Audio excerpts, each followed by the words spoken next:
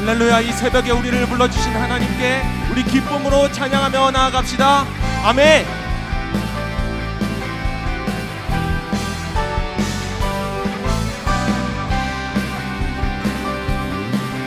우리 하나님은 실수가 없으십니다. 우리 인생의 반석 되시는 주님께 우리의 마음을 다해 고백합시다.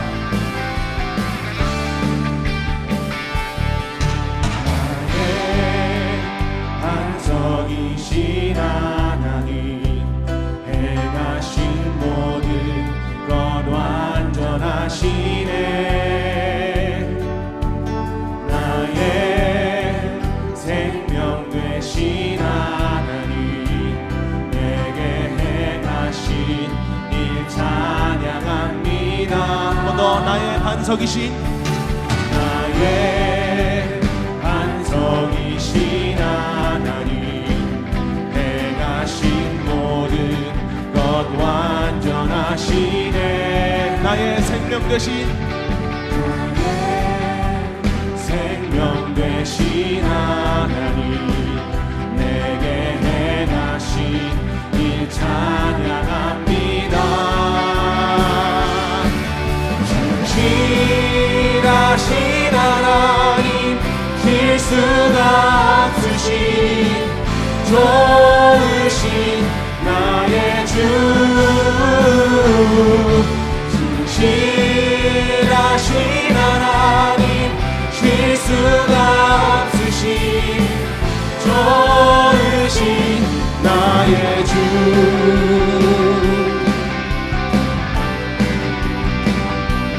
우리 다시 처음부터 고백할 때 우리의 마음을 다해 고백합시다.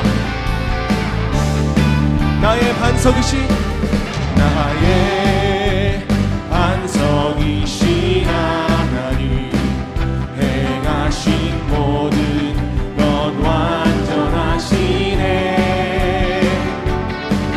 나의 생명 되신 하나님, 내게 행하신 일 찬양합니다. 한 번 더. 나의 반석이신 나의 반석이신 하나님, 행하신 모든 것 완전하시네.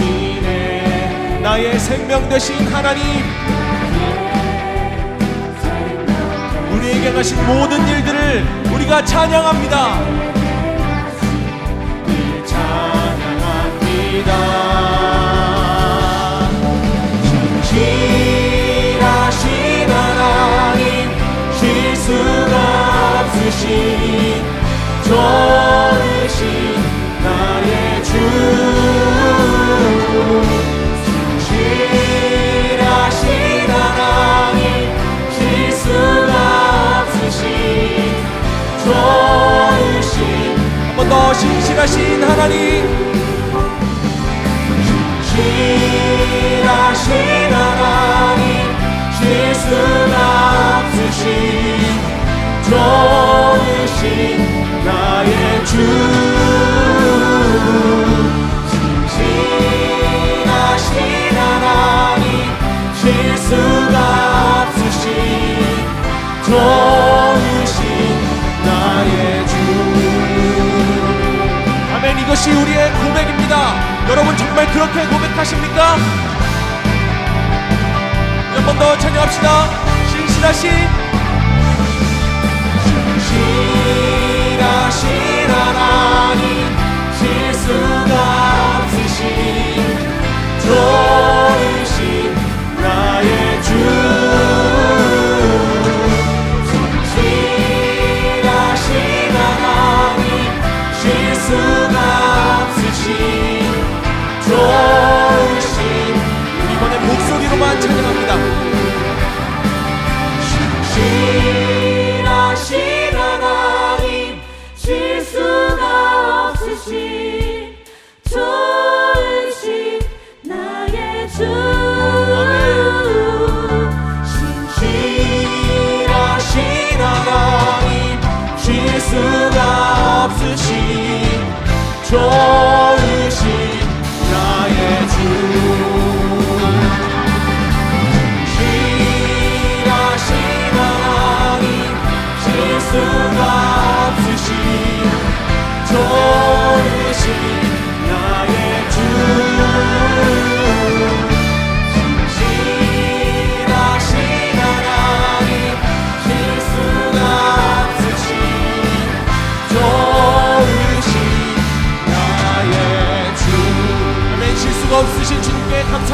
올려드리며 나아갑시다.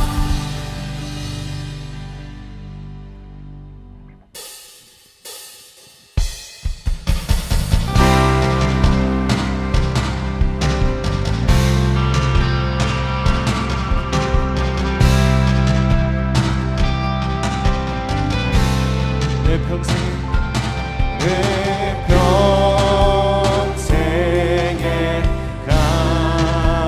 가는 길 숱하나요.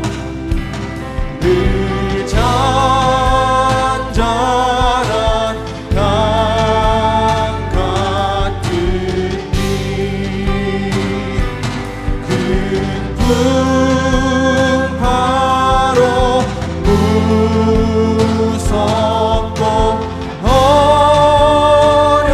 어렵듯이 나의 영혼이 늘 편하다.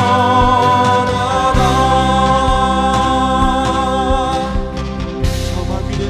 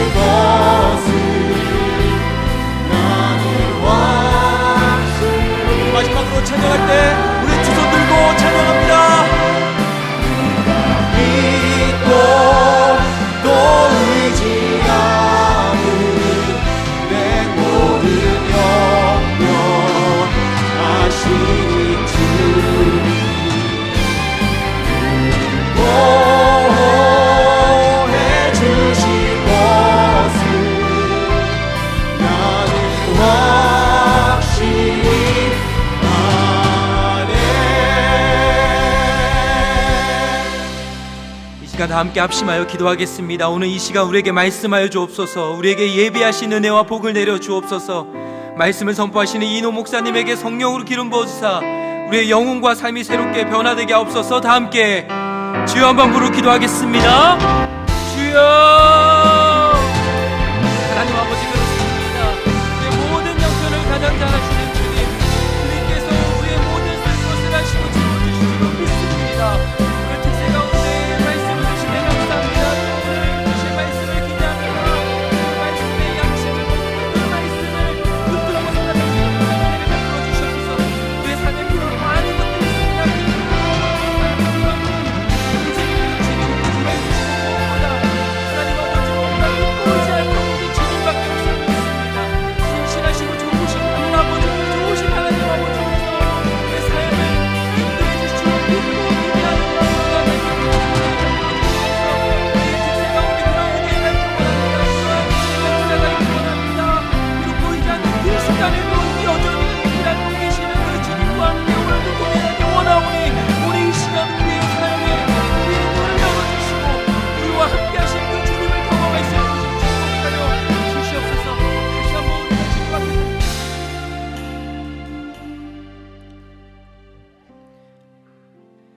살아계신 하나님 아버지, 지난 한 주 동안 특세로 우리의 발걸음을 인도해 주시고 매일 특별한 은혜를 부어주심에 감사합니다.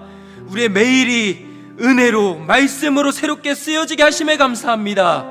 오늘도 주의 말씀 앞에 섭니다. 예배자의 마음으로 주의 말씀을 들을 때 성령께서 그 말씀을 통해 우리의 삶에 놀랍게 역사하여 주옵소서. 우리의 삶에 풀리지 않고 막혀있는 것들이 있습니다. 이번 특세를 통해 하나님 앞에 간절하고 절박한 심정으로 기도할 때 막혀있던 모든 것들이 성령의 능력으로 인해 활짝 열려지게 하여 주옵소서. 큰 산이 무너지게 하시고 메인 것들이 십자가 보혈의 능력으로 다 풀어지게 하옵소서. 우리의 아픔과 상한 감정을 치유하여 주시고 하늘의 양식뿐만 아니라 이 땅에 필요한 모든 것들도 우리 주님께서 친히 공급하여 주옵소서.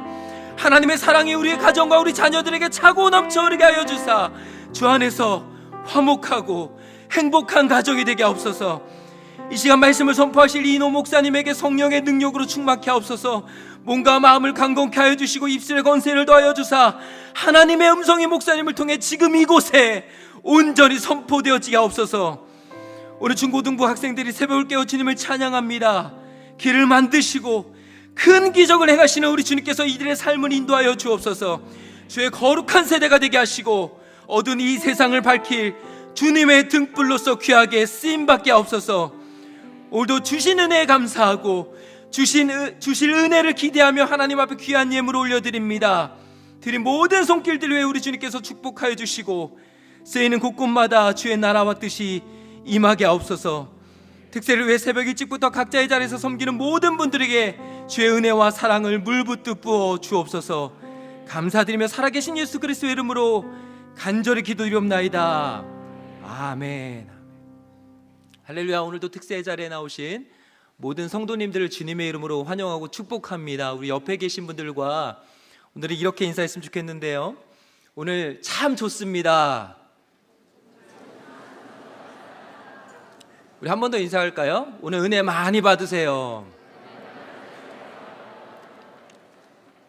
이제 오늘도 우리가 구호를 외칠 텐데요. 여러분 이제 다 아시니까요. 자, 구호 준비하면 오른손을 들고 할렐루야, 할렐루야 이렇게 외치시면 됩니다. 구호 준비! 할렐루야. 기쁨으로! 기쁨으로! Rejoice!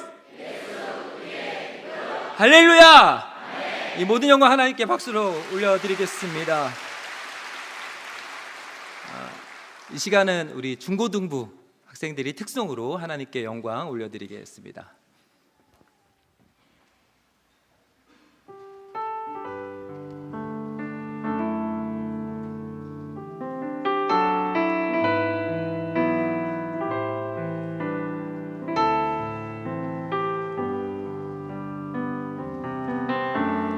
나 주님의 기쁨 되기 원하네.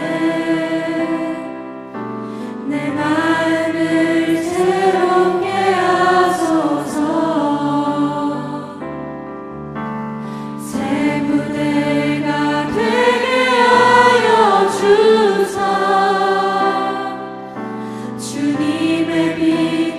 주게 하소서. 내가 원하는 한 가지 주님의 기쁨이 되는 것. 내가 원하는 한 가지 주님의 기쁨이 되는 것.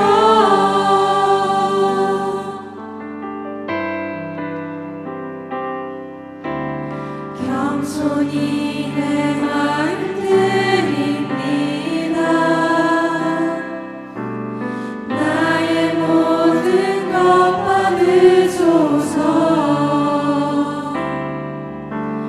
나의 마음 깨끗이 씻어주사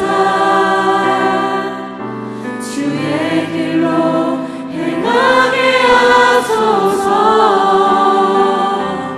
내가 원하는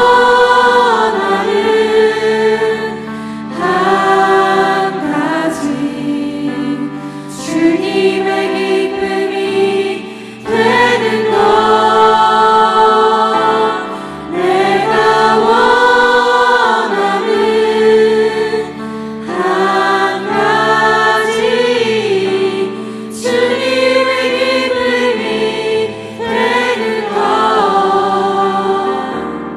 내가 원하는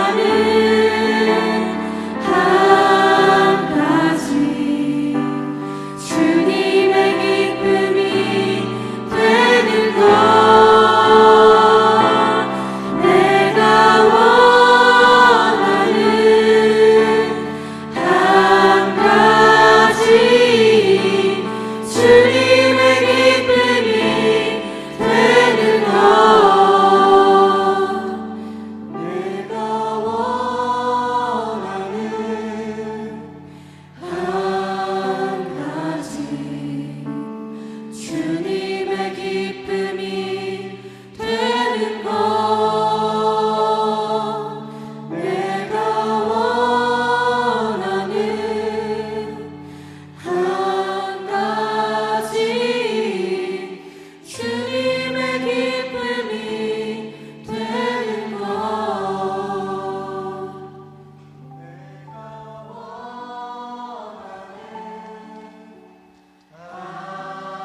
가지 주님의 기쁨이 되는 것. 내가 원하는 한 가지 주님의 기쁨이 되는 것.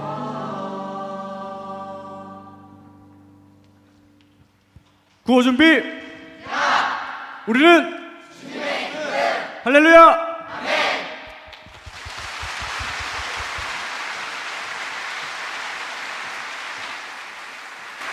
네, 우리 주님의 기쁨이 되길 원하는 우리 중고등부 우리 학생들을 위해서 다시 한번 격려의 박수 부탁드리겠습니다.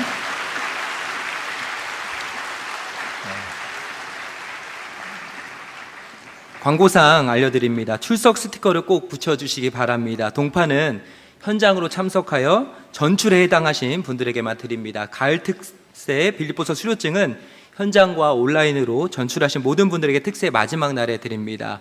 온라인으로 참석하신 성도님들께서는 온라인 출석 스티커를 꼭 붙여주시기 바랍니다. 통통통 빌립보서 암송대회가 오늘 오전 7시 본당 2층 찬양대 연습실에서 진행됩니다. 다음 주 토요일에 진행되는 벌거벗은 빌립보서 성경 퀴즈대회도 적극적으로 신청해 주시기 바랍니다. 기도회 후에 지하 1층 드림홀에서 미래준비팀 자녀들을 위한 달라드 잔치가 오전 7시 30분까지 진행됩니다.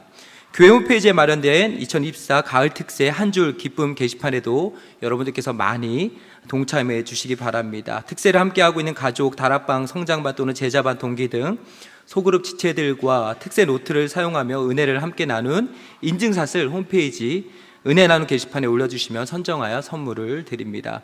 카풀 이벤트에도 적극 동참해 주시기 바랍니다. 뉴스레터 4호가 발간되었습니다. 특세의 말씀과 풍성한 간증을 함께 읽으며 은혜를 누리시길 바랍니다. 오늘 아침 식사 메뉴는 육개장입니다. 오전 6시부터 오전 7시 30분까지 운영하며 인원에 따라 조기에 마감될 수 있습니다. 오전 6시부터 오픈하는 카페 이용도 성도님들의 많은 이용 바랍니다.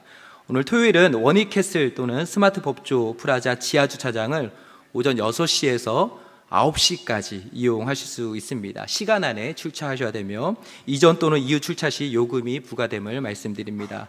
오늘은 기도회 후에 깜짝 간식을 드립니다. 유산균 요구르트와 견과를 각종 로비에서 받으실 수 있습니다. 꼭 받아 가시길 바랍니다. 오늘 우리에게 주시는 하나님의 말씀은 신약성경 빌립보서 2장 5절부터 11절 말씀입니다. 교독하고 마지막 절을 함께 읽도록 하겠습니다. 너희 안에 이 마음을 품으라 곧 그리스도 예수의 마음이니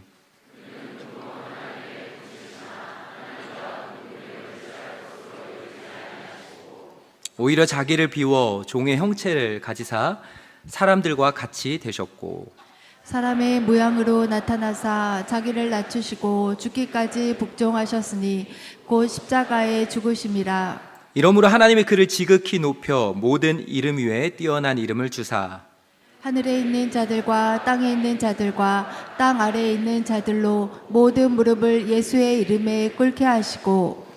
함께 읽겠습니다. 모든 입으로 예수 그리스도를 주라 시인하여 하나님 아버지께 영광을 돌리게 하셨느니라. 아멘. 이제 이노 목사님께서 나오셔서 하나님의 말씀 선포해 주시겠습니다.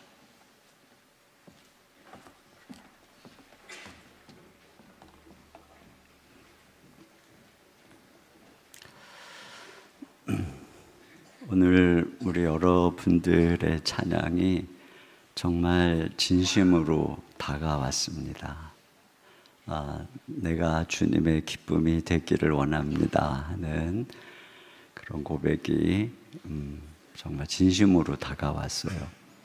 그래서 그렇게 진심으로 제가 주님의 기쁨이 되기를 원합니다 하는 그 마음을 하나님이 가장 기쁘시게 받았으리라 그렇게 생각을 해요. 감사해요. 요즘 또 시험 때고 여러 가지 막 그럴 때라고 하는데 이렇게 나와 주셔서 감사합니다.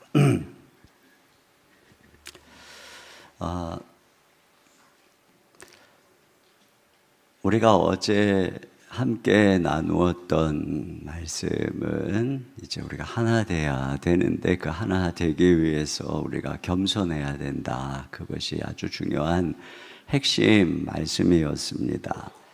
근데 오늘은 이제 우리가 그렇게 하나 돼서 겸손하기 위해서 배워야 되는 마음이 있는데 그것이 바로 그리스도의 마음이다 하는 것이죠. 자, 5절을 한번 보겠습니다. 5절 시작. 너희 안에 이 마음을 품으라 곧 그리스도 예수의 마음이니. 네. 자, 여기 우리더러 그리스도 예수의 마음을 품으라. 여기 품으라라고 하는 것은 본받아라 하는 것입니다. 여러분, 우리가 예수님이 하신 일은 본받을 수가 없습니다. 우리가 예수님께서 우리 위해 십자가에서 죽으신 일은 우리가 믿어야 되는 것이지 우리가 그렇게 따라하는 게 아닙니다. 저 고난 주간의 필리핀 같은 곳에서는 어떤 분들 보면 십자가에 실제로 막 달려요. 막 못도 박히고 이런 분들이 있어요. 근데 예수님이 십자가에서 못 박혀 죽으신 것을 이거 따라해라. 그것이 아닌 것이죠. 내가 너희를 위해서 못 박힌 것을 믿어라 하는 것입니다. 그런데 우리가 예수님께 배울 수 있는 것이 있어요. 그건 뭐냐면 그 일을 하시는 과정 속에서 가지셨던 주님의 마음, 주님의 태도인 것이죠. 이것은 우리더러 배워라 하는 것이에요. 여러분, 우리가 누군가의 마음을 안다는 것처럼 참 귀한 것이 없어요. 그분이 존귀한 분일수록 그의 마음을 안다. 이것은 특권인 것이에요. 우리가 하나님의 깊고 아름다운 그 내면을 들여다보면서 그것을 안다는 것은 너무 귀한 일이고, 특별히 너희가 이 마음을 품어라 라고 하는 것은 우리더러 그 성품에 동참해라 라고 하는 것이에요. 이것이 바로 거듭난 자녀들만의 특권인 것입니다. 그래서 지금 오늘 우리가 배우는 그리스도의 마음은 거듭나지 않은 세상에서는 완전히 이상한 마음이에요. 그러나 우리는 이해하고 우리는 따라가는 것이죠. 왜냐하면 우리에게는 그런 유전자가 있기 때문에, 그분이 우리의 주님이시기 때문에 그런 것입니다. 그런데 하나님이신 그리스도의 마음을 배운다는 것은 어려운 일입니다. 그렇지만 오늘 성경은 그 무엇보다도 예수 그리스도의 마음을 우리에게 모델로 제시하고 있어요. 여러분, 서점에 가면 온갖 자기 개발서, 처세술, 심리학, 또 마음을 다스리는 많은 책들이 있고, 또 뭐 TV에만 틀어도 그 많은 사람들이 따라가고 싶어 하는 그 수많은 마음들, 그런 태도들이 있습니다. 그런데 오늘 신자들이 배워야 되는 최고의 모델, 하나님의 자녀의 성품은 바로 그리스도의 마음인 것이죠. 오늘 이것을 생각하려고 하는데, 자, 오늘 이 말씀에서 우리는 세 가지로 주님의 마음을 정리할 수 있어요. 첫째는 뭐냐면은 자기를 비우신 마음이에요. 자기를 비우신 마음. 자, 6절을 같이 보겠습니다. 시작. 그는 근본 하나님의 본체시나 하나님과 동등됨을 취할 것으로 여기지 아니하시고. 7절 상반절까지 오히려 자기를 비워.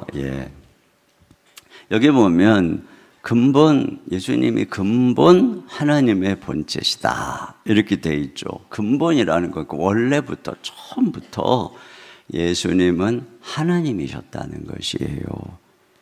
여기 본체라고 하는 것은 그분의 하나님으로서의 본질, 영광, 존재 양식을 의미하는 것이죠.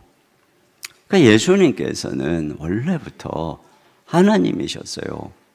이 땅에 뭐 인간으로 사시다가 성령 받아갖고 너무 훌륭하게 사셔서 하나님이 되신 것이 아니라 원래부터, 근본, 원래부터 예수님은 하나님이셨다. 그리고 그런 하나님으로서의 본체, 존재 양식을 가지고 계셨습니다. 이것은 그분이 마땅히 누려야 되는 존귀, 영광의 존재 양식인 것이죠. 그런데 예수님께서는 그런 하나님으로서의 존재 양식을, 즉 하나님과 동등한 것이에요. 그것은. 근데 그것을 취할 것으로 여기지 않으셨다. 여기 취한다는 것은 그냥 어떤 희생을 각오하고서라도 그걸 움켜쥐고 고수하는 것을 말하죠. 그러니까 이건 당연히 내가 소유해야 되는 것이에요. 그런데 그걸 그렇게 여기지 않으셨다. 그 분이 마땅히 누려야 되는 권리, 주장을 내려놓으셨다는 것이죠. 그래서 그걸 비웠다는 것입니다. 비웠다는 것을 완전히 텅 비게 무로 만드셨다. 나싱으로 만드셨다는 거죠. 한동안 하버드 출신이지만 그 하버드 출신의 보장된 명예와 또 부를 내려놓고 선교사의 길을 가신 이용규 선교사님의 내려놓음이라고 하는 책이 인기였어요. 그러다 보니까 많은 청소년들이 너도 나도 내려놓겠다. 그래서 내려놓겠다. 그때 어느 목사님이 하신 말씀이 생각이 나요. 뭘 내려놓을 것도 없으면서 뭘 내려놓겠다는 것이냐, 이렇게 이제 하신 말씀이 생각이 나요. 여러분, 여기 내려놓음이라고 하는 것이 마땅히 해야 되는 성실, 땀, 노력, 일을 포기하는 것을 의미하는 것이 아니죠. 내가 열심히 노력해서 손에 열매가 있고 누릴 권력이 보장되고 또 사용할 돈이 있을 때, 그러니까 이것이 내가 열심히 노력해서 얻은 거니까 내가 누릴 권리가 있지만 그것을 다른 사람의 유익을 위해서 내려놓겠다라고 할 때 이것이 바로 내려놓음이고, 그렇게 내려놓을 때 그것이 누군가에게 유익이 되는 것이죠. 소위 불교나 동양 철학의 내려놓음은 내가 집착을 내려놓고 이 세상의 부귀 영화를 다 내려놓고 속세를 떠나겠다는 것이에요. 이것은 이 세상에 대한 가치에서도 우리와 다른 태도지만 자신의 번민을 해결하기 위한 것입니다. 여러분, 이것은 성경이 말하는 내려놓음, 성경이 말하는 비움이 아닌 것이죠. 우리 예수님의 내려놓으심은 그분이 하나님 되심을 벗어버린 것이 아닙니다. 나는 영광과 존엄이 가득한 신성을 포기하고 겸손히 살겠다, 뭐 이런 비움이 아닌 것이에요. 칼빈이 이런 얘기를 했어요. 그리스도는 사실상 신성을 벗어버릴 수 없었다. 하지만 그분은 잠시 그것을 감추셨다. 그분은 자신의 영광을 사람들 눈앞에서 치워놓으셨다. 신성을 줄임으로써가 아니라 감춤으로써 그렇게 하셨다. 감추신 거예요. 마땅히 그걸 드러내실 수 있지만, 그래서 예수님은 이 땅에 사람이 되셨을 때에도 100% 하나님이셨어요. 여전히 하나님이셨고 여전히 존귀한 분이셨어요. 그런데 그분은 자신의 그 존귀한 생명을 우리에게 주시려고, 그래서 모든 사람들을 죄에서 구원하는 대속물이 되시려고 그 영광스러운 자리에서 내려오시고 그 모든 특권을 비우셨다는 거예요. 우리를, 그분의 그 존귀함을 우리에게 주시려고 말이죠. 그러니까 예수님이 비우신다는 것의 의미는 무엇인가 예수님이 많이 갖고 계신 거예요. 무엇인가 그분이 존엄과 영광이 가득하신 거예요. 그런데 그것을 나눠주시려고 그 자리에서 내려오셨어요.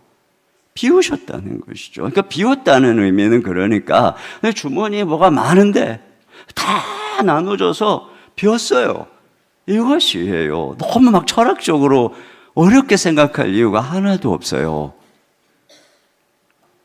그런데 공부하기 힘들다, 세상살이가 힘들다, 그래 뭐 하버드 가봐야 이용규 선교사님처럼 살아가는 저게 귀하다는데, 그래 욕심 부리지 말고 아직껏 신학교나 가지, 뭐 선교사나 나가지, 뭐 이런 식으로 내려놓자. 여러분, 그런 것이 아니죠. 정말 우리가 다른 사람의 유익을 위해서, 하나님의 영광을 위해서 내려놓고 비운다는 것은 우리가 공부하고 일하는 것의 동기의 문제인 것입니다. 왜 공부하는가? 왜 일하는가? 내가 열심히 공부해서 다른 사람 돕는 인생 되자. 열심히 공부해서 남 주자. 열심히 돈 벌어서 남 주자. 이것이 내려놓는 것이고 비우는 것이죠. 내 이기적인 동기와 야망을 내려놓는 것입니다. 또 이렇게 내가 내려놓고 비운다는 것은 청지기로 산다는 것입니다. 여러분, 복음이 뭐예요? 우리가 예수님을 믿을 때 그분이 우리의 주가 되시고 우리는 종이 되는 것입니다. 그분의 소유가 되는 것이에요. 그러니까 종에게는 우리의 모든 재능, 그의 모든 재능, 시간, 건강, 그가 가진 모든 달란트와 모든 것들이 다 주인 거예요. 그러니까 종으로 산다는 건 이제 주인의 것을 맡아서 관리하는 청지기로 사는 것이죠. 그러니까 이것이에요. 여러분, 우리가 주님 앞에서 다 내려놓고 다른 사람이 이걸 위해 산다는 것은 바로 이것이죠. 내가 주님 앞에 청지기로 살아간다. 그러니까 이 말씀 보고 갑자기 집도 팔고 땅도 팔고 사업도 다 팔고 다 내려놓고 선교사 간다. 자, 물론 그럴 수도 있어요. 그러나 주님이 묻는 것은 그것의 주인이 누구냐는 것이죠. 너의 사업의 주인이 누구냐? 너의 일터의 주인이 누구냐? 너의 명예와 너의 권력의 주인이 누구냐? 그것으로서 내가 청지기가 돼서 온전히 예수님처럼 그 영광과 특권을 다른 일을 위해서 사용하고 있느냐의 문제인 것입니다. 아, 주님이 모든 영광 권력 다 내려놓으셨으니 나도 정치가의 꿈, 리더가 되는 꿈, 관리자가 되는 꿈을 버린다. 물론 그렇게 적용할 수도 있어요. 그러나 여러분들이 훗날 국회의원이 되고 장관이 되고 대통령이 되어서 내가 그 권력을 진정 주님을 위해서, 백성을 위해서 사용하는가의 문제인 것이죠. 이런 마음을 배우는 것이에요. 여러분, 내가 집을 팔아서 다 그걸 나누는 것도 청지기로 살고 그리스도를 본받는 일이 되겠지만, 내가 그 집을 오픈해서 다락방도 하고 이웃도 섬기고 대접도 하고, 이것도 청지기인 것이에요. 초대교회에 마리아가 넓은 집을 갖고 있었잖아요. 그러니까 거기서 늘 기도 모임을 하고 많은 백성들이 모여서 거기서 주님을 만나고 자주장사를 하는 사업을 하고 있는 사람이었잖아요. 그러니까 그는 그것을 통해서 바울의 선교 사역을 후원하고 말이죠. 여러분, 바울은 뭐라 그랬어요? 이제 우리가 배우겠지만 내가 궁핍에 처할 줄도 알고 풍부에 처할 줄도 안다라고 이야기를 했습니다. 그러니까 기독교적인 영성이라고 하는 것은 청빈과 풍부를 다 포함하고 있는 것입니다. 청빈의 이유는 그 풍부를 다른 사람을 위해서 내려놓고 비우기 위함인 것이지, 청빈 그 자체가 기독교적인 영성을 말하는 것은 아닌 것입니다. 다른 사람을 위해서 흘려보내고 섬기기 위해서 그렇게 사는 것이지, 다 내려놓고 산에 가서 물 먹고 나물 먹고 다 비우고 살자, 이것이 어떻게 기독교적인 영성이 될 수가 있겠습니까? 오히려 하나님께서는 우리에게 복을 주시고 복의 통로로 삼으셔서 너를 통해서 온 열방이 복을 받을 것이다, 이렇게 말씀하시며 우리를 세상 가운데 보낸 것입니다. 중요한 것은 내게 주어진 권력과 부와 건강, 이 모든 것들이 청지기요 내 사명이구나, 이런 마음을 가지고 예수님처럼 다른 사람을 위해서 살아가는 것, 이것이 바로 비우는 마음의 영성인 것입니다. 두 번째로, 주님 예수 그리스도의 마음은 낮은 우리와 같은 존재가 되시려는 마음입니다. 여기 예수님은 그저 다 비우기만 하신 게 아니죠. 비우기만 하신 게 아니라 우리처럼 되셨습니다. 이게 여러분 중요한 것입니다. 어떤 분은 다 버리고 선교사로 가셔요. 그런데 거기서 자기가 간 그 사람들과 같이 되는 일에 실패할 수 있습니다. 제가 아는 한 목사님은 유학을 갔다 오셔서 정말 실력 있는 분이었는데 갑작스럽게 죽을 병이 걸렸어요. 그런데 모든 성도들의 기도 속에 기적적으로 살아나셨어요. 그 은혜에 너무너무 감격해서 그분이 마음속에 주님, 이제 주님 부르시면 아굴골짝 빈들에도 가겠습니다, 이런 마음을 가졌는데, 그분이 어느 외진 곳의 한 교회에서 청빙을 받은 것입니다. 주로 블루 칼라들이 살고 있는 낙후된 곳이었어요. 목사님은 자신을 다시 살려주신 그 은혜를 생각하며 내가 나를 필요로 한다면 이 생명 드리리라 하고 그곳을 가셨어요. 근데 그분이 한동안 시간이 지나서 저에게 이렇게 말씀하셨어요. 나는 화이트 칼라인데, 나는 유학까지 갔다 왔는데 내가 왜 이 블루 칼라들이 모여있는 여기 있는지 모르겠다. 마음의 갈등, 이건 많은 고통을 겪고 있다는 이야기를 들은 적이 있어요. 그러니까 우리가 이렇게 비우고 그렇지만 그 둘과 하나가 된다는 것은 또 다른 문제죠. 헨리 나우엔이 말년에 장애인 공동체에서 그 아담, 장애인을 섬기는 그런 삶을 사셨어요. 근데 그의 고백이 뭐냐?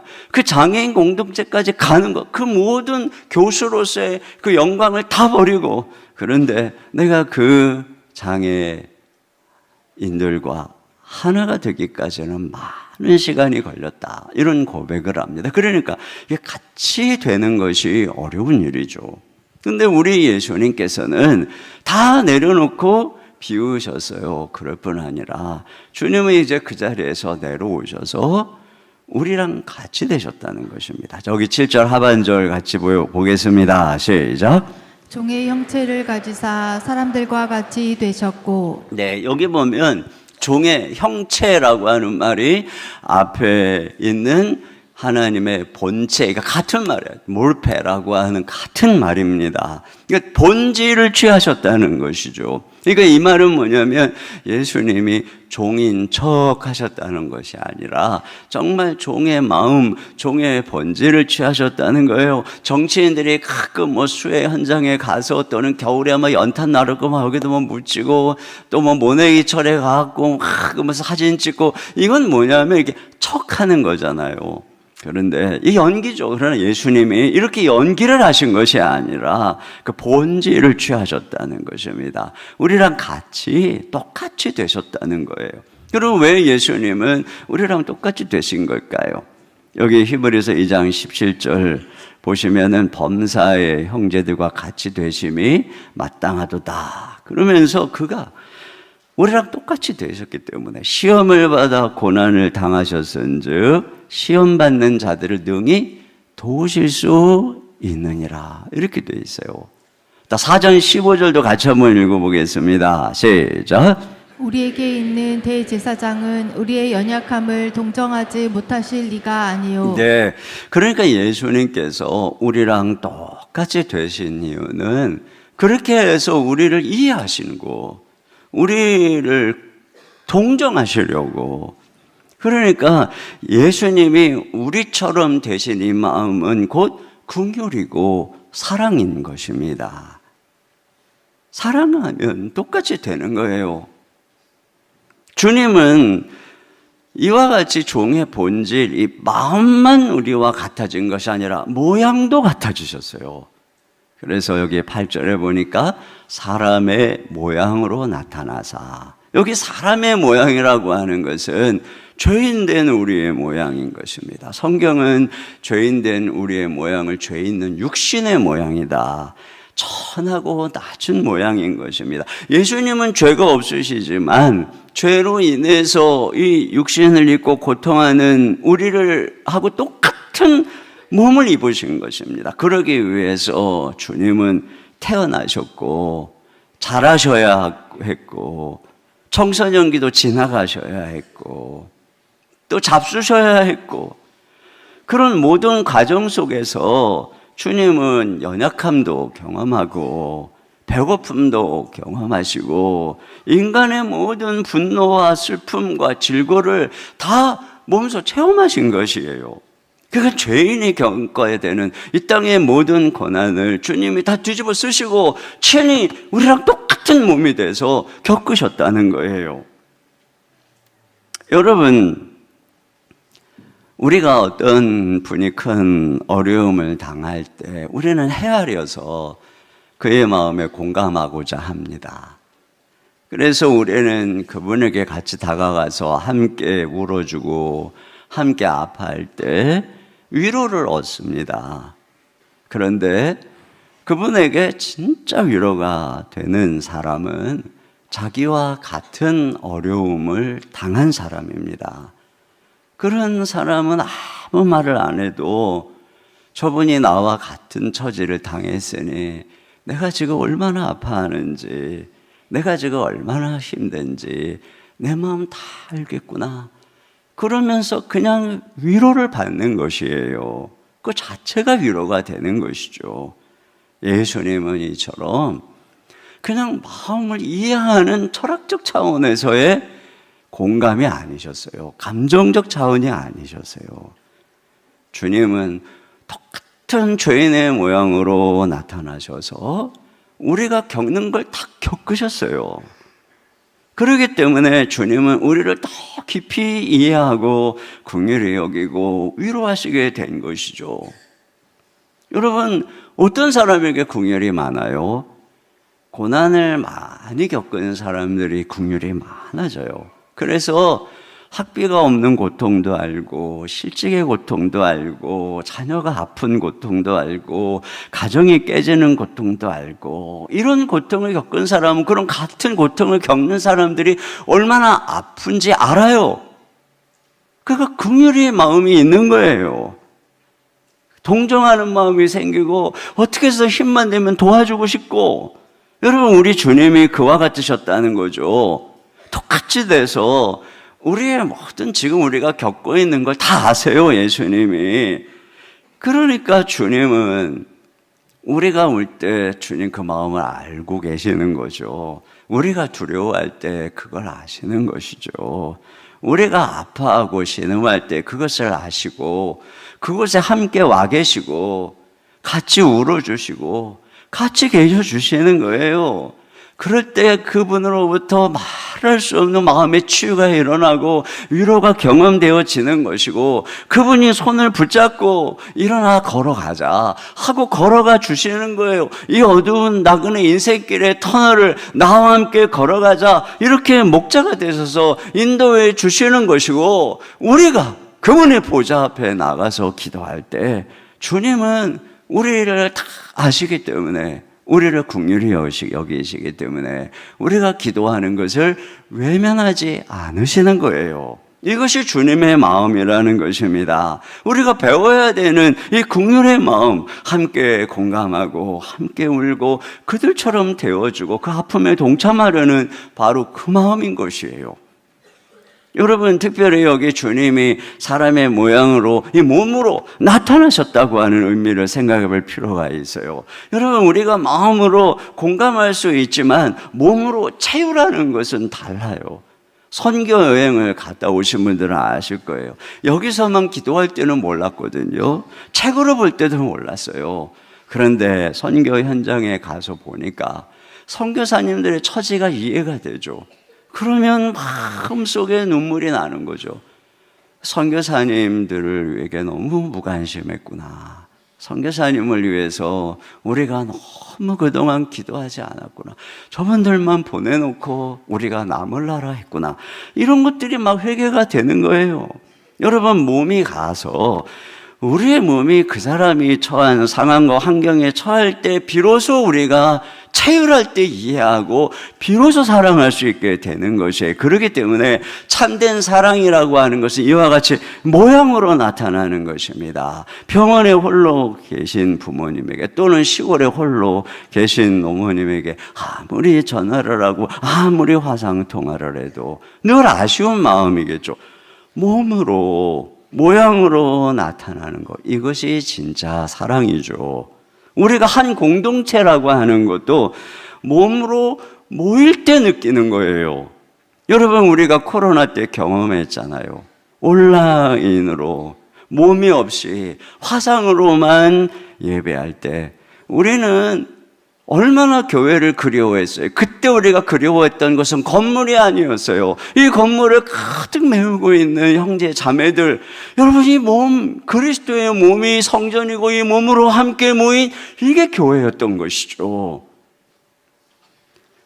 보네포가 그리스도인의 공동생활이라고 하는 책에서 그는 감옥에 갇힌 사도 바울이 멀리 떨어져 있는 그의 영적인 아들 디모데를 그리워하는, 그래서 그를 얼굴로 보고 싶어하는 그걸 언급합니다.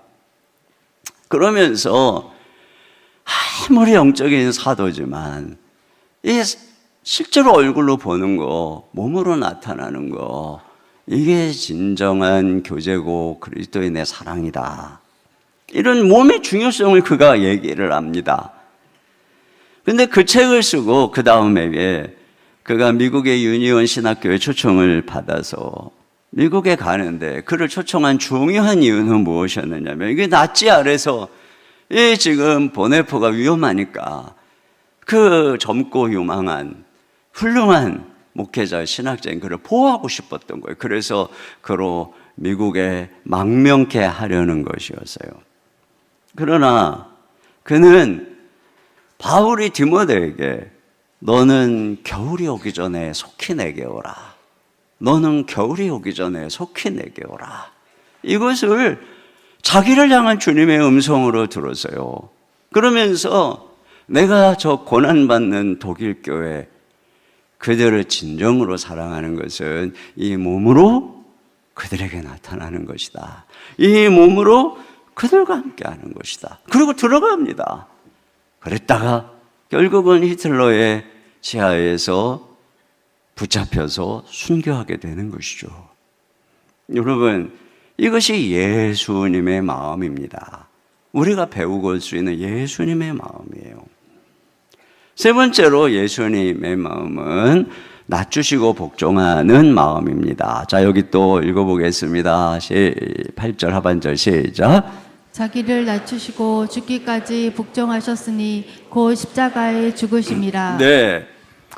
여러분, 예수님은 다 비우고 우리처럼 되셔서 우리와 같은 모양으로 나타나신 데서 끝난 게 아니고 예수님은 낮추시고 복종하셨다, 이렇게 말하고 있어요. 여러분, 여기 예수님이 자신을 낮추셨다 그러는데 우리 지금까지 살펴본 건 뭐였어요? 그러면 낮추신 게 아니고. 여러분, 예수님은 이미 낮추셨죠. 모든 마땅히 누릴 것을 다 내려놓으시고 다 권리를 비우신 것도 낮추신 것인데, 그 아주 본질적으로 다른 창조자이신 하나님이 우리랑 같은 모습이 되는 것도 이게 얼마나 엄청나게 낮춘 겁니까? 이게 상상도 할 수 없는 낮춤입니다. 그런데 여기서 한 걸음 더 나가서 또 낮추셨다는 거죠. 어디까지 낮추셨냐면 주님이 낮추셔서 죽기까지 복종하셨다. 여러분, 이 복종한다는 단어가 뭘까요? 이것은 종이 된다는 뜻인 것입니다. 종이 된다. 그런 면에서 우리가 여기서 중요하게 주목해야 되는 우리 예수님의 마음은 복종인 것입니다. 여러분, 예수님이 죽기까지 복종하셨다 할 때는 물론 1차적으로 하나님께 복종한 것이죠. 왜냐하면 그것이 예수님이 이 땅에 보낸 하나님의 뜻이었기 때문에, 자신의 목숨을 대속물로 주시는 게 뜻이었기 때문에 이건 1차적으로 하나님을 향한 복종이었어요. 그런데 주님은 그런 하나님의 뜻을 행하는 과정에서 인간의 종이 되는 데까지 자기를 낮추셨다는 것이에요. 그래서 우리 주님이 뭐라 그러세요? 내가 온 것은 섬기려 하고, 그 종이 되는 것이죠. 내 목숨을 많은 사람의 대속물로 주려 함이라. 그러니까 예수님께서는 인간의 종으로 오셨다는 것입니다. 여러분, 당시의 종들은 노예죠. 노예에게 있어서는 주인의 말에 절대 복종하는 것이에요. 주인이 뭐라 그래도 언제나 공손한 태도를 유지하고 그의 생사 여탈권이 주인에게 있어요. 때려도 참아야 되는 것이에요. 이것이 당시의 노예였습니다. 예수님께서는 이와 같이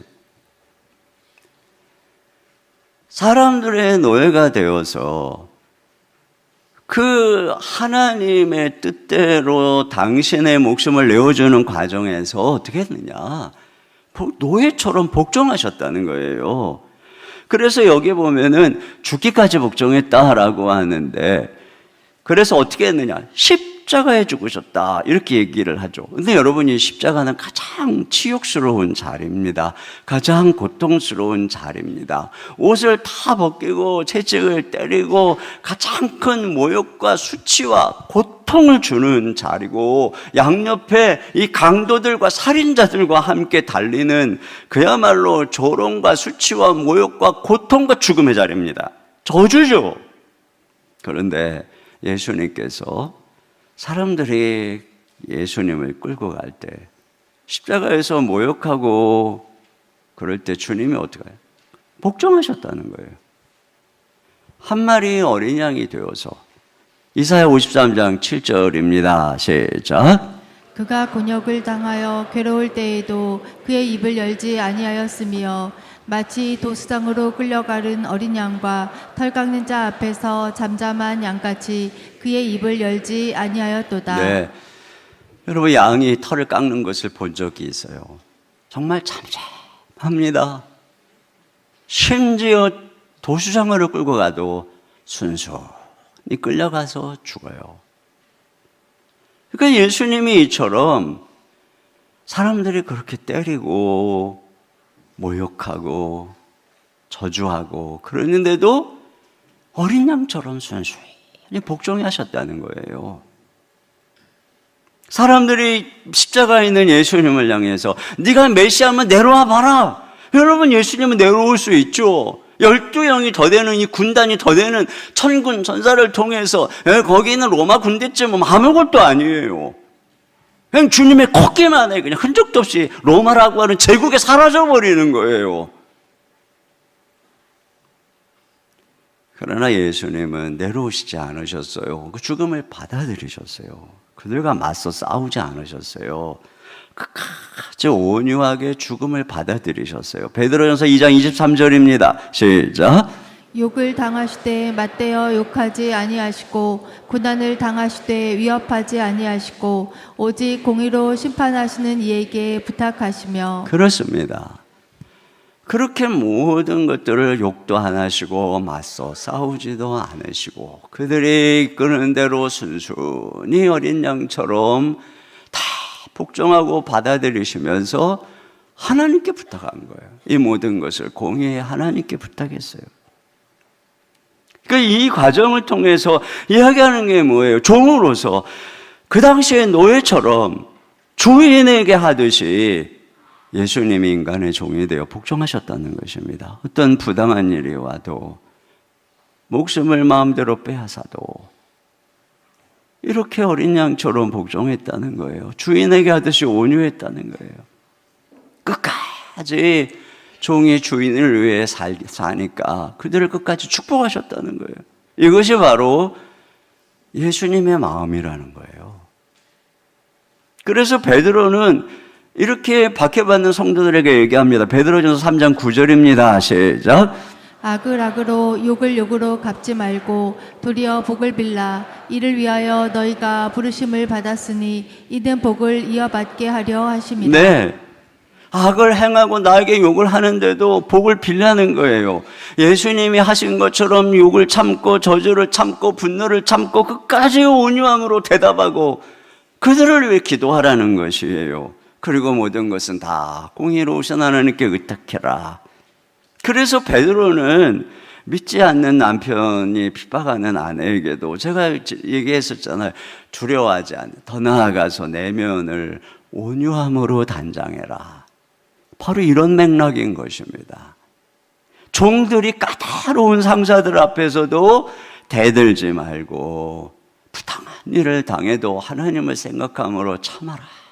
그러면 이것이 하나님 앞에서 아름다운 것이다. 이렇게 얘기하거든요. 결국은 이것이 뭐예요? 우리 신자의 삶은 예수님처럼 이 세상의 복을 위해서 대속적 삶을 부름받은 것이에요. 그러니까 예수님처럼 이와 같이 복종하도록 말이죠. 이게 예수님 마음이었다는 거예요. 기독교를 그 당시에 이교도와 유대교와 대조한 이 기독교인만의 특징을 이 2세기 당시에 기록한 문서가 있어요. 디오그네투스에게 보낸 서신이라고 하는 이 문서에서 초대 그리스도인들에 대해 이와 같은 글이 적혀 있어요. 그리스도인들은 자기 나라에 살지만 그냥 체류자들처럼 산다. 남들과 똑같이 시민으로서의 의무를 분담하면서도 체류자들이 나그네죠. 겪는 상황을 고스란히 참아낸다. 모든 사람을 사랑하고 모든 사람에게 박해를 받는다. 욕을 먹어도 복을 빈다. 모욕을 당해도 정중한 태도로 대한다. 선을 행하면서도 행악자로서 처벌을 받는다. 처벌을 받을 때도 기쁨을 잃지 않는다. 하지만 그리스도인들을 미워하는 사람들은 그렇게 미워하는 이유를 대지 못한다. 오늘 주님께서 너희가 그리스도의 마음을 품으라, 배우라라고 할 때 이거죠. 이 복종을 배우라. 사실은 이것이 이 전체의 가장 핵심적 주제인 것입니다. 그걸 우리가 이제 뒤로 가서 보면 알 수 있어요. 그리스도의 마음을 품으라 할 때 가장 핵심적 주제는 이 복종이라고 하는 단어입니다. 여러분, 이것을 우리가 적용한다면, 자, 우리도 싸우거나 욕하거나 맞서서 비난하거나 하는 것이 아니죠. 이게 이제 우리가 복종하는 삶이에요. 또 원망하거나 불평하지 않는 거, 이것이 또 복종하는 삶이에요. 자, 그것을 또 우리가 이 다음에서 보게 되는 것이에요. 늘 온유한 것이에요. 온유한 마음으로 반응하고 대답하는 것이에요. 때로는 자존감이 상하고 화가 나지만 온유하게 반응하는 거, 이게 순종이에요. 그리고 그를 축복하고 선대하는 거예요. 여러분, 그러나 이것은 우리가 자기를 낮출 때 가능한 것이죠. 우리 주님이 자기를 낮추사 종이 되었다고 그랬잖아요. 그러니까 예수님께서는 십자가에 못 박히시기 전에 먼저 자신의 자아를 못 박으신 거예요. 그리고 이 길을 가신 것입니다. 여러분, 한번 생각해 보세요. 이게 지금 이 주님의 마음이 우리가 상상이나 할 수 있는 거예요. 지금 이런 마음을 배우라고 하는 게 이게 동의가 되세요? 오늘날 우리가 배우고 있는 현대적인 사고와 생각 속에서 이것들이 좀 어떻게 마음에 다가오시나요? 그러나 분명한 거 한 가지 있어요.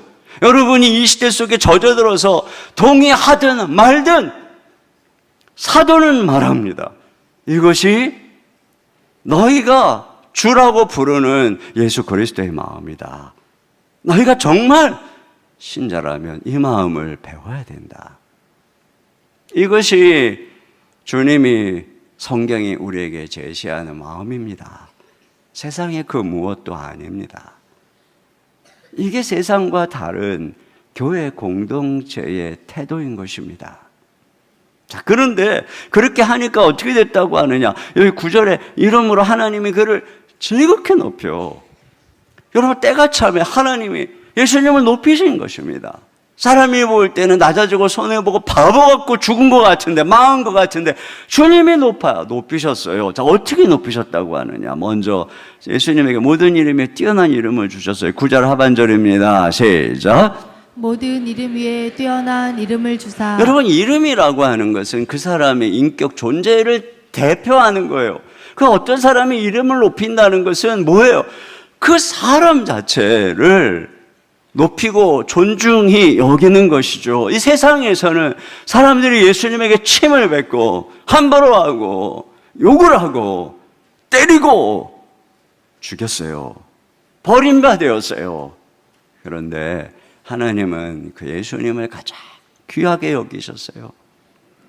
그래서 예수님을 하나님 보좌 우편에 앉히시고 그분에게 가장 귀한 이름을 주신 거예요. 그분을 제일 존귀하다 하신 거예요. 또 모든 무릎을 꿇게 하셨어요. 10절입니다. 시작. 하늘에 있는 자들과 땅에 있는 자들과 땅 아래에 있는 자들로 모든 무릎을 예수의 이름에 꿇게 하시고 네, 무릎을 꿇게 하셨어요. 예수님이 무릎을 꿇고 친히 제자들의 발을 씻기셨어요. 예수님이 모든 사람의 종이 되어 복종하셨어요. 다 그렇게 완전히 모든 어떤 흉악한 죄인보다도 더 낮은 곳으로 내려가셨어요. 그랬더니 하나님이 예수님을 가장 높은 곳으로 올려주셨다는 거죠. 그분에서 그분에게 최고의 권세를 주셔서 모든 무릎이 꿇게 하셨다는 것이죠. 진정한 권세는 여기서 오는 것이에요. 내가 부리고 내가 으름장 놓는 데서 되는 게 아니죠. 그리고 모든 입으로 예수를 주라 하게 하셨어요. 주라, 최고의 영광을 주셨어요. 자, 11절입니다. 시작. 모든 입으로 예수 그리스도를 주라 시인하여 하나님 아버지께 영광을 돌리게 하셨느니라. 여러분, 예수님을 주다 하는 건 뭐예요? 예수님, 당신이 나의 주인입니다 라고 하는 고백이죠. 예수님, 제가 당신의 종입니다 라고 하는 고백이죠. 사도 바울 보세요. 내가 예수 그리스도의 종이다 이렇게 얘기하잖아요. 자발적으로 다 모든 사람들이 예수님께 무릎 꿇고 그분의 사랑 앞에서 주님, 제가 당신의 종입니다. 구속받은 모든 사람들이 다 예수님을 주라고 난 주님 위에만 살겠다고 이런 분이 되신 거예요. 여러분, 이것처럼 진정한 영광이 어디 있어요? 억지로 벌벌벌벌 떨면서 막 가이사가 이게 아니잖아요.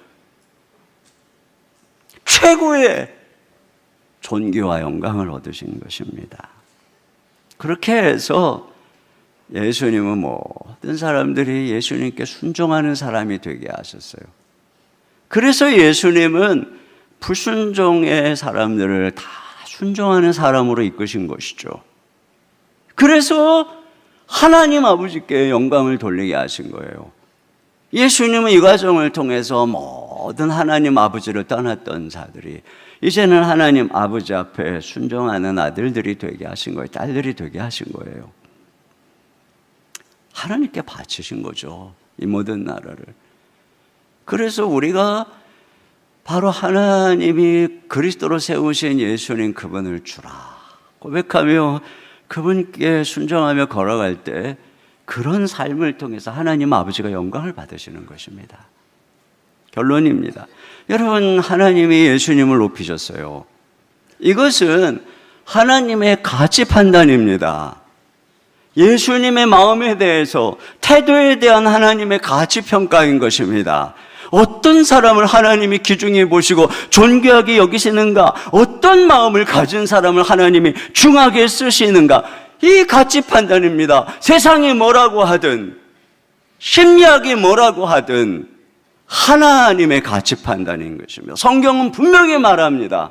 자기를 높이는 자는 낮아질 것이고 자기를 낮추는 자는 높아질 것이다. 이것이 우리 예수님이 가르쳐 주시는 원리인 것입니다. 세상은 그리스도의 마음을 품으면 망한다라고 생각합니다. 그래서 아이들에게도 부모가 이타적으로 살지 말라고, 은연중에 이기적으로 너 자신을 위해 살라고 가르칩니다. 그런데 여러분, 그것은 잘 되는 길이 아니라 망하는 길입니다. 어떤 아이가 공부를 아주 잘하는데 다른 아이가 모르는 걸 물어보면은 시간 없다고 가르쳐주지도 않고, 또 자기가 갖고 있는 노트도 안 빌려주고, 왜 그러냐, 자기보다 앞설까봐 모든 아이들을 경쟁자로 보는 것이죠. 그러니까 자기가 높아지고 싶은 거예요. 물론 이 아이가 공부를 잘해서 좋은 대학에 갈 수가 있겠죠. 그러나 나중에 회사에 들어가고 사회에 가면 이런 아이는 절대로 지도자가 되지 못합니다. 반면에 손해보는 것 같아도 아낌없이 나눠주고 자기 있는 것을 주려고 하는 아이, 어떻게 해서든지 더 어려운 아이를 도와주려고 하는 그런 마음을 가진 아이는 결국은 지도자가 되는 것이에요. 바울처럼 다른 사람의 유익을 구하고 예수님처럼 모든 사람의 유익을 구하니 그들이 어떻게 존귀한 지도자가 됐는가 보세요. 그러니까 우리의 낮아짐의 깊이만큼, 우리의 섬김의 넓이만큼 지도자가 되는 것입니다. 이기적으로 나만해서 높아진다. 아니에요. 높아지는 두 가지 길이 있습니다. 하나는 스스로 높아지는 것이죠. 스스로 높은 데로 올라가려고 노력하고 짓밟고 경쟁하고 그래서 높아진 사람입니다. 여러분, 스스로 높아진 사람은 교만해집니다. 그러니까 그 사람은 그 자리에서 섬길 줄 모릅니다. 섬김 받으려고 높아진 거기 때문에 섬길 줄 모릅니다. 그렇기 때문에 그 사람의 높음에는 진정한 존귀함이 없습니다. 그 사람의 권세에는 진정한 순종이 없습니다. 존경이 없습니다. 그리고 때가 참에 그는 그의 교만으로 인해서 망하게 되는 것입니다. 그러나 또 하나는 하나님이 높이는 사람입니다. 누굴 하나님이 높입니까? 낮아지려고 한 사람이죠. 다른 사람을 어떻게든지 섬기려고 하고 종이 되려고 한 사람입니다. 그런 사람을 하나님이 높이시는 것입니다. 하나님이 언제 높이실지 모르지만 때가 참에 높이시는 것이고 궁극적으로 높이시는 것입니다. 하나님이 높이는 게 진짜입니다. 거기에 진정한 존귀와 영예와 영광이 있는 것입니다. 하나님이 인정하는 사람이 되시기를 주님의 이름으로 축복합니다. 저와 여러분은 진정 하나님이 높이는 인생이 되기를 원합니다. 그걸 위해서 우리는 오늘 예수 그리스도의 마음을 배워야 됩니다. 이 아름다운 마음, 이 고귀한 마음, 그리스도를 닮은 여러분, 이 마음을 배워서 저와 여러분이 정말 아름다운 성도, 아름다운 교회가 되시기를 주님의 이름으로 축원합니다. 우리 시간에 같이 찬양을 미랄이라고 하는 찬양을 드리겠습니다. 사실 이 찬양 제가 잘 모르는데 우리 젊은이들, 청소년들에게 좀 맞는 걸 제가 찾아보다가 이 찬양을 골랐어요. 어른들도 잘 모르시면 좀 배우고, 이 청소년들은 아주 잘 알아요. 젊은이들은 아주 잘 아는 찬양입니다. 그래서 우리 찬양 잘 모르시는 분은 낮은 마음으로, 섬기는 마음으로 우리 찬양가 저 자리에서 일어나서 함께 찬양하겠습니다.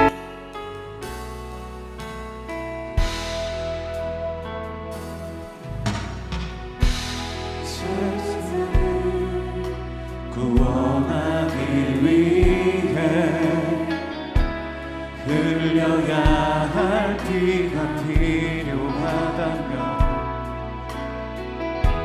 죄인을 대신하기 위해 희생의 제물 필요하시다면 내 생명 제단 위에 드리니 주 영광 위에 사용하소서. 생명이 또 다른 생명 낳고 주님 볼 수 있다면 나의 삶과 죽음도 아낌없이 드리니 죽어야 다시 사는 주의 말씀 믿으며 하나의 미랄 되어 서러지리니 예수님처럼 살아가게 하소서. 길 잃어 지친 양을 찾아 만사의 이리저리 헤매이니 한 영혼 찾아 아파하는 예수님 마음 내게 주옵소서. 십자가 세상 위한 그 이제 눈물로 그 길 가게 하소서. 생명이 또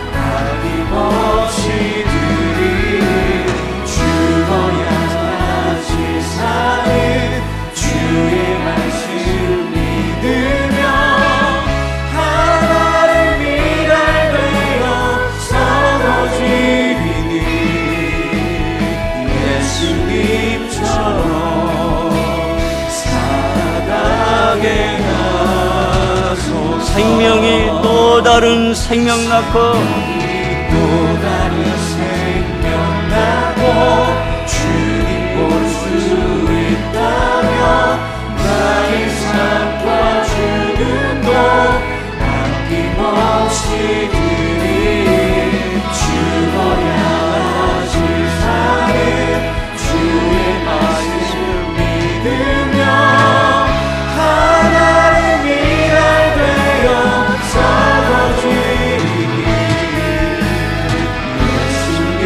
예수님처럼 살아가게 우리 두 손 높이 들고 생명이 또 다른 생명 낳고 또 다른 생명 낳고 주님 볼 수 있다면 나의 삶과 죽음도 아낌없이 드리리 죽어야 다시 사는 주의 말씀 믿으며 하나의 미랄 되어 썩어지니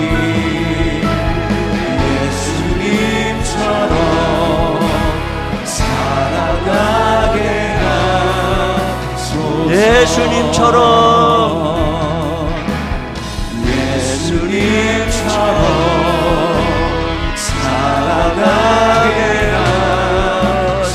하소서. 우리 주님께 영광과 감사의 박수 드립니다.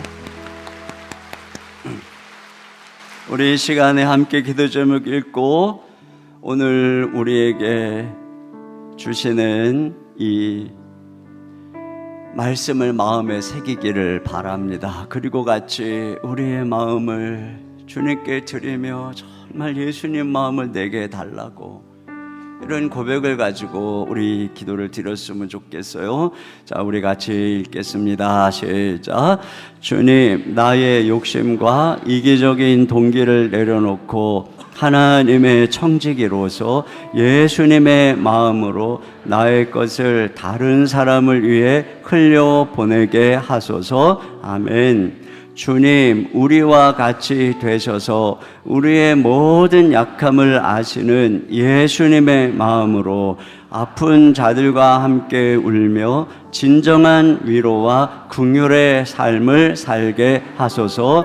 아멘. 주님, 자신을 낮추사 종이 되어 복종하신 예수님의 마음을 품고 고난의 세상 속에서 온유함으로 반응하고 축복하며 순종하게 하소서. 아멘. 주님, 스스로 높아지는 것이 아니라 예수님처럼 낮아지고 섬기고 종이 되게 하사 하나님이 높여주시는 인생이 되게 하소서. 아멘. 우리 시간에 다 같이 간절한 마음으로 주님, 저희에게 이 주님 마음 담게 해 주옵소서. 배우게 하여 주옵소서. 새 속의 모든 악하고 더러운 마음 다 제거하시고 주여 성령의 은혜를 부으사 우리가 이 땅에서 예수님 닮은 그런 존재로 이 세상의 빛처럼 흠도 없고 티도 없는 별처럼 아름답게 나타날 수 있도록 주여 인도하여 주옵소서. 우리 이 시간에 주여 한번 부르시고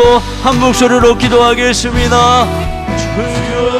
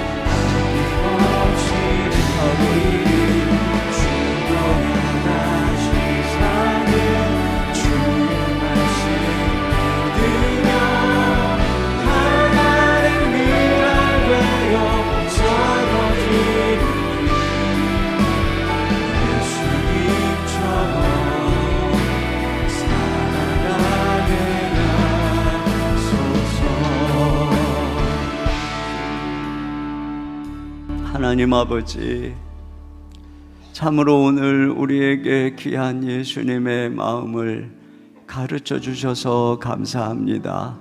주님, 이 마음을 가르쳐 주실 뿐 아니라 이 존귀하고 아름다운 마음에 동참하고 참여할 수 있도록 우리에게 놀라운 은혜를 주시고 우리를 자녀 삼아 주셔서 감사합니다.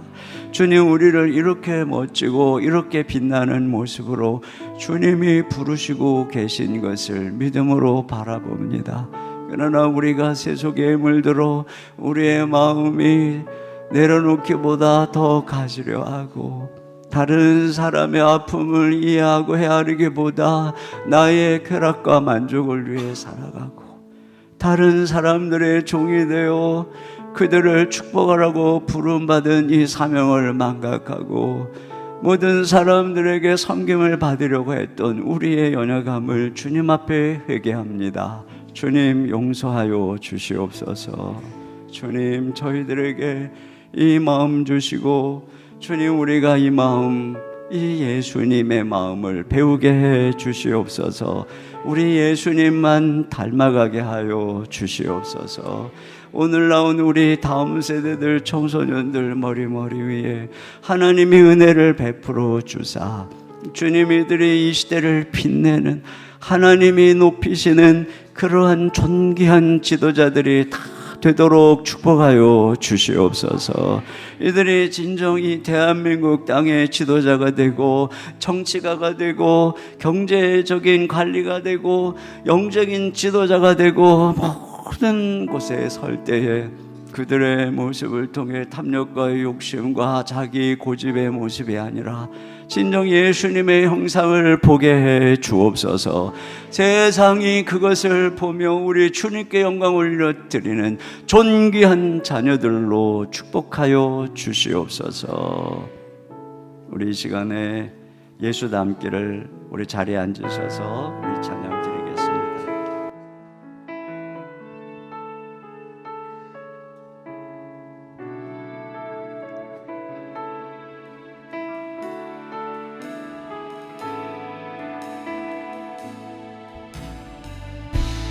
내 삶의 소망, 내가 바라는 한 분, 예수 닮기를 내가 원하네. 한없는 사랑, 풍성한 그 귤, 예수 닮기를 내가 원하네. 예수 닮기를, 예수 보기를, 예수만 높이길 내가 원하네. 내 평생 소원, 예수 닮기를, 예수만 닮기를 내가 원하네. 온유하시고 겸손하신 성품, 온유하시고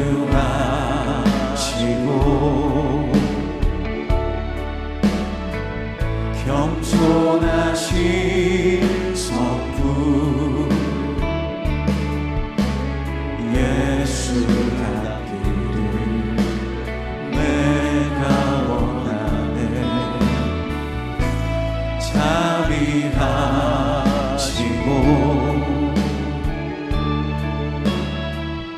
위로자 되신 주,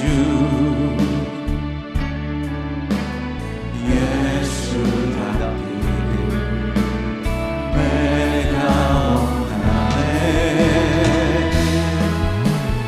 예수 닮기를, 예수 보기를, 예수만 높이길 내가 원하네.